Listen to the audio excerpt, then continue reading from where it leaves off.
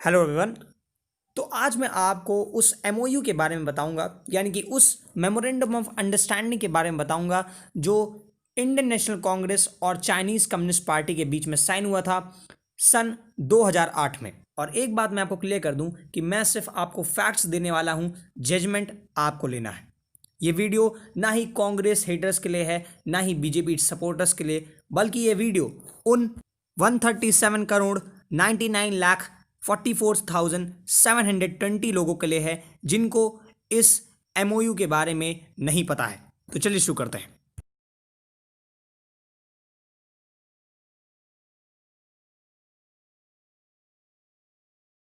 तो दोस्तों, ये एमओयू साइन हुआ था, जैसा कि मैंने आपको बताया, कम्युनिस्ट पार्टी ऑफ चाइना और आईएनसी के बीच में सन 2008 में, जब सोनिया गांधी अपनी फैमिली के साथ बीजिंग में गई थी। और ये बोला गया था कि वो बीजिंग ओलंपिक्स में पार्टिसिपेट करने गई हैं, उसकी एज अ विजिटर बन के गई हैं। बट सबसे स्ट्रेंज बात ये थी कि उस बीजिंग ओलंपिक में दुनिया के लगभग सभी प्राइम मिनिस्टर्स और बड़ी डिग्निटरीज को बुलाया गया था, except one person, that is prime minister of India, जो इंडिया को रिप्रेजेंट कर सकते थे सबसे बड़ी डिग्निटरी के तौर पे इन बीजिंग ओलंपिक। लेकिन उनकी जगह पर उनकी पार्टी के चेयरमैन यानी कि सोनिया गांधी को उस समय बुलाया गया अलॉन्ग विथ हर फैमिली। उनके साथ आनंद शर्मा, जो उस समय के मिनिस्टर ऑफ स्टेट थे एक्सटर्नल अफेयर्स के, और स्पोर्ट्स मिनिस्टर एमएस गिल, उन लोगों के साथ गए थे। ये एमओयू राहुल गांधी, जो उस समय के जनरल सेक्रेटरी थे कांग्रेस पार्टी के, और सोनिया गांधी, जो उस समय की प्रेसिडेंट थी कांग्रेस पार्टी की, इन लोगों ने इंडिया की तरफ से ये एमओयू को साइन किया था। वहीं चाइना की ओर से उस समय के वाइस प्रेसिडेंट शी जिनपिंग ने इसको साइन किया था, और इस समय ऑफ कोर्स ये प्रेसिडेंट ऑफ चाइना है। ये MOU great hall of people, जो बीजिंग में ही है, वहीं पर साइन किया गया था। और उसके बाद ये बोला गया था कि ये एमओयू को issues of mutual interest between Congress party and communist party of China के खातिर साइन किया गया है। अब देखिए, इसके बारे में ज़्यादा इन्फॉर्मेशन उस समय प्रोवाइड नहीं की गई, लेकिन जब वहाँ पर क्वेश्चंस रेज किए गए against communist party of China और कांग्रेस पार्टी, तो इन्होंने बोला, कांग्रेस पार्टी का कहना था कि एमओयू को साइन किया गया है to herald a new era of serious political exchanges between the CPC and a non communist party in India. लेकिन इसके बाद इसका ज़्यादा इन्फॉर्मेशन प्रोवाइड नहीं की गई, और ये कहा जाता है कि उस समय इंडिया जो न्यूक्लियर सप्लायर्स ग्रुप में ज्वाइन होने की बात कर रहा था, इसके लिए इसको और प्रगाढ़ करने के लिए कांग्रेस ने सीपीसी से बात की थी, जिसमें चाइना बहुत ही इन्फ्लुएंशियल मेंबर था। तो अब ये क्वेश्चन आता है कि अचानक से इस एमओयू के बारे में क्यों इतनी हम न्यूज़ेस सुन रहे हैं। तो देखिए, अभी करंट में एक पिटीशन दायर की गई सुप्रीम कोर्ट ऑफ इंडिया, और इसमें बोला गया कि जो एमओयू साइन हुआ था कांग्रेस पार्टी और सीपीसी के बीच में, इसकी एनआईए से जांच करानी चाहिए, और कांग्रेस को ये पूरे देश को बताना चाहिए कि उस एमओयू में था क्या। जो पिटिशनर थे वो थे शशांक शेखर झा, जो एक एडवोकेट थे दिल्ली के। वहीं सैवियो रॉड्रिगेस भी एक पिटिशनर थे, जो गोवा क्रॉनिकल, जो एक न्यूज़ पोर्टल है गोवा का, उन्होंने इस पिटिशन को दायर किया था, और इन्होंने डिमांड की थी कि जो एमओयू है इसको पब्लिक किया जाए और एनआईए से इसकी जांच कराई जाए। और ये भी बोला गया कि इस पूरे एमओयू को अंडर द लॉ यूएपीए के द्वारा इस पे निरीक्षण किया जाए। यूएपीए एक लॉ है जिसमें उन लोगों को पनिश किया जाता है जो देश के खिलाफ टेररिस्ट एक्टिविटीज़ में इन्वॉल्व होते हैं या उसको बढ़ाने की कोशिश करते हैं।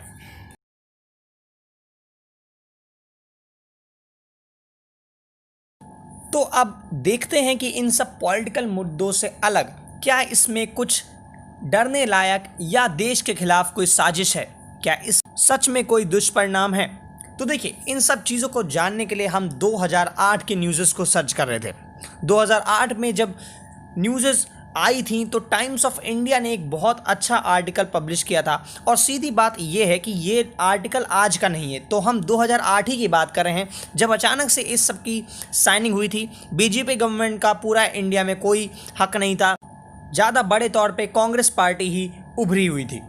तो ये है वो article the Times of India का, जिसमें बोला गया है Congress CPC sign MOU to enhance party to party ties. तो देखिए अब ये एक अजीब सी चीज़ ये है इसमें कि जो एमओयू होता है यानी कि मेमोरेंडम ऑफ अंडरस्टैंडिंग, ये इंटरनेशनल तौर पे हमेशा दो गवर्नमेंट्स के बीच में साइन होता है। अगर गवर्नमेंट्स नहीं तो एक गवर्नमेंट और एक एनजीओ के बीच में साइन होता है या किसी बड़े ऑर्गेनाइजेशन के बीच में साइन होता है। लेकिन यहाँ पर सबसे अचंभित करने वाली बात ये थी कि यहाँ पर पहली बार दो देश की पार्टीज़ के बीच में एमओयू साइन हो रहे थे, और वो भी ऐसी पार्टीज़ जिनके बीच में किसी भी प्रकार की जो अवधारणा है वो एक जैसी नहीं है। कम्युनिस्ट पार्टी ऑफ चाइना जो है वो कम्युनिज्म को सपोर्ट करती है, वहीं कांग्रेस पार्टी कम्युनिज्म के बड़े तौर पर समर्थक नहीं है। ये सब लोग जानते हैं। ये कैपिटलिज्म और कम्युनिज्म के बीच में एक तालमेल बैठाकर चलने वाली पार्टी है।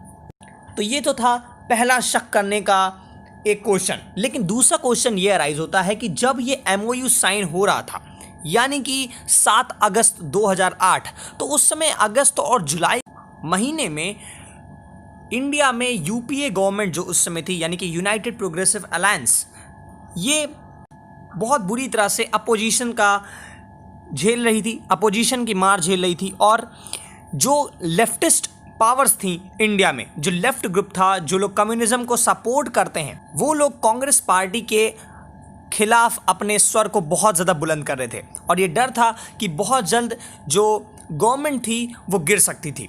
लेकिन तब भी जो कम्युनिस्ट पार्टी ऑफ चाइना थी वो इंडिया के कम्युनिस्ट लोगों के अपोजिशन के खिलाफ जाकर कांग्रेस को अपना सपोर्ट देती है, उसके बीच एमओयू साइन करती है। तो अब सोचिए, एक कम्युनिज्म की भावना वाली कंट्री दूसरे कम्युनिज्म की भावना वाले लोग जो हैं उनको ना सपोर्ट देकर उनके खिलाफ जो है उसको एमओयू साइन करी है, उसके बीच mutual interest, the issues of mutual interest, उस पर बातचीत कर रही है।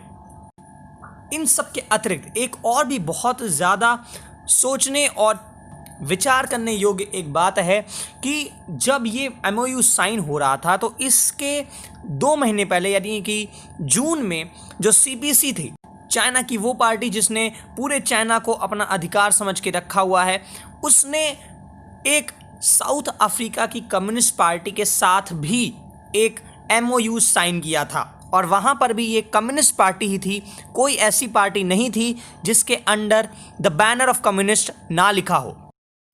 देखिए, चाइना और एएनसी की बात मैं इसलिए कर रहा हूँ क्योंकि यहाँ से बहुत ही क्लोज लिंकेज है सीपीसी और कांग्रेस के बीच में। जो एमओयू साइन हुआ उसका बहुत ही इम्पॉर्टेंट नोट हमें इस एमओयू से मिल जाता है। देखिए, ऑफ कोर्स ये एमओयू की भी जो न्यूज़ थी वो पब्लिक में लाई नहीं गई, लेकिन उसके बाद यानी कि आफ्टरमैथ ऑफ दिस एमओयू क्या क्या इंसिडेंट्स हुए चाइना और साउथ अफ्रीकन रिलेशंस के बीच में, इसको अगर हम देखें तो हम ये जान सकते हैं कि चाइना कौन सी प्लानिंग कर रहा था इंडिया में कांग्रेस को अपने साथ लेकर। देखिए, मैं क्वेश्चंस और एलिगेशंस नहीं रेस कर रहा हूँ कांग्रेस पर, मैं बस चाइना और एएनसी के बीच में जो एमओयू हुआ है उस पर मैं आपको कुछ इन्फॉर्मेशन दूंगा। तो जब 2008 में ये एमओयू साइन हुआ तो करीब उसके 2 साल बाद साउथ अफ्रीका में चाइना ने बहुत ही बड़ा इन्वेस्टमेंट करना शुरू कर दिया। चाइना वहाँ पर सबसे लार्जेस्ट एक्सपोर्टिंग पार्टनर बन गया साउथ अफ्रीका का। और ये जो रिज़ाइन था उस समय प्रेसिडेंट थे जैकब ज़ुमा। अब जो जैकब ज़ुमा थे, इनको ये कहा जाता है कि पूरे साउथ अफ्रीकन का जो इतिहास है वो उस पूरे इतिहास में the most corrupt south African president का टैग लेकर घूमते हैं। इन पे वेरियस एलिगेशंस, वेरियस केसेस चलाए गए हैं और ये कहा जाता है कि इनका इंटरेस्ट बाहर की कंट्रीज़ के साथ बहुत ही ज़्यादा है।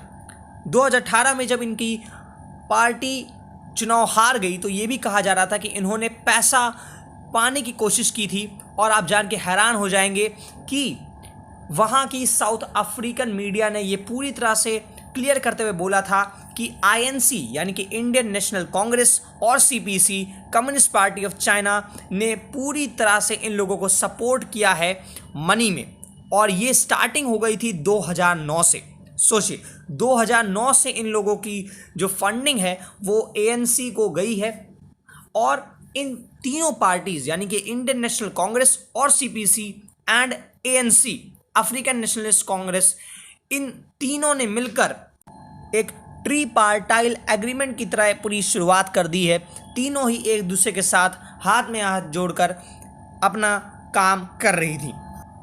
कांग्रेस और एएनसी और सीपीसी के बीच में रिलेशंस ऐसे भी बहुत साफ होते हैं कि अभी जब रिसेंट में एएनसी ने साउथ अफ्रीका में ब्लैक लाइव्स मैटर करके एक अभियान चलाया था, तो उसकी एक मीटिंग बुलाई थी। और आपको बता दें कि इंडिया की तरफ से जो रिप्रेजेंटेटिव गए थे उसमें कोई भी गवर्नमेंट का बंदा नहीं था, बल्कि आनंद शर्मा ही थे, जो उस समय के, आपको जैसा कि मैंने बताया ही होगा, मिनिस्टर ऑफ इंटरनेशनल अफेयर्स यानी कि एक्सटर्नल अफेयर्स के मिनिस्टर ऑफ स्टेट थे।